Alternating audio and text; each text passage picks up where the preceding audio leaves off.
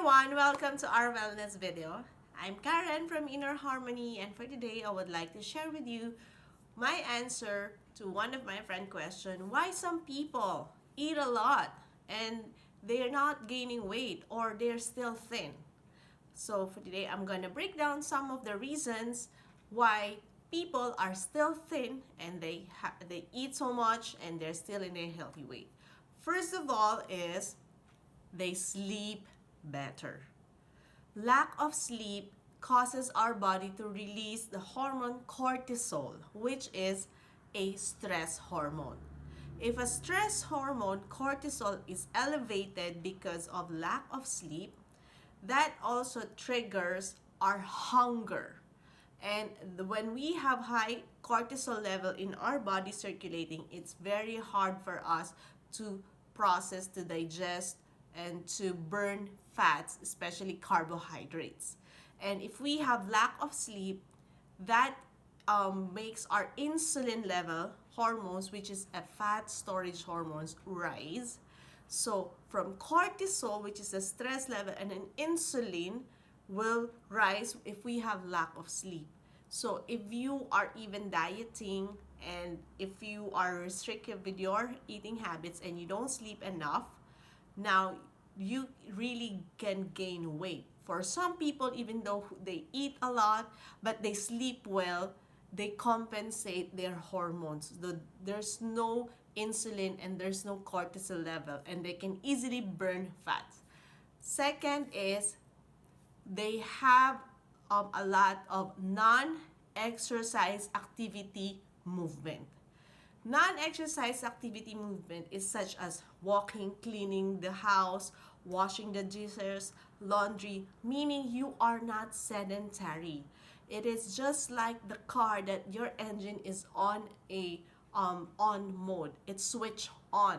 So when your body is constantly moving, well, besides the exercise, then if you're constantly moving, your muscles are working, which burns more calories, and your metabolism and your engine for fat burning is on for 24 hours. I mean, as long as you move, you are burning calories. You don't have to really exercise every day or too much every day for you to burn fat. With constantly moving, you can easily burn fat and you can still eat better and as much as you want, but also the healthy food. Third is, we know that it's about genetic expression. Some people have these genes of really thin generation, like genes. However, we have this called epigenetics, meaning we can change our gene expressions.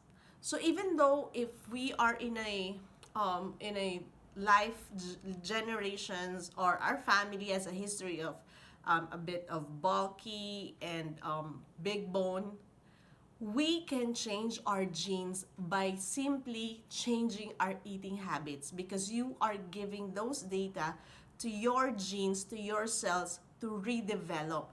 And that is why, even though you came from a big bone family, if you change your eating habits, you can now easily change your structure, your cell structure, your DNA structure. So when that structure changes, your body changes. And even though you eat a lot, not much, but if you eat more than as you usually consume, you're not going to get fat because it changes your gene expression. And the next one is hormones. Just like what I've said earlier, insulin and cortisol, they are really a fat storing hormones. But there are also hormones to consider, such as leptin, which is from our fat cells, knowing that if we are full or not. Ghrelin, it will tell us if we're hungry or not. So if our hormones are out of balance, now even though you eat healthy, or if you eat as much as because you're dieting, you will not have that proper signal to your brain that you're full. So for those thin people, they have this more on a hormonal balance, so they're getting signal that they are full. So even though they're eating, their hormones are on, I mean, in a synchronized level and properly functioning together with the organs. And lastly is they have good bacteria. We have a lot of bacteria in our body, and especially half of our half of our body is made of cells and bacteria. So if we are putting a lot of bad bacteria, if we are feeding bad bacteria, that is the reason why we crave for more sugar, if we get more fat, because these bad bacteria are living in our organism. It gets rotten, fermented, and they are eating what we eat, and this consumes a lot of our calories. So if we have good bacteria, this good bacteria helps with the proper digestion, absorption, and burning all of those fats that we eat. So even though we eat a lot, we have good bacteria to utilize everything that we eat. So I hope that helped for you today. And especially if someone wants to stay healthy and thin, it's not just about eating a lot. It is about getting to know your body and getting to know what food you put in your body. And from that, I'm sending you all the peace. If you know someone who needs help with nutrition and also mental and wellness advice, you can subscribe, click to this channel, and share this video if someone needs help. So for today, I'm sending you all the peace, love, happiness, and always stay healthy, people. Bye, everyone.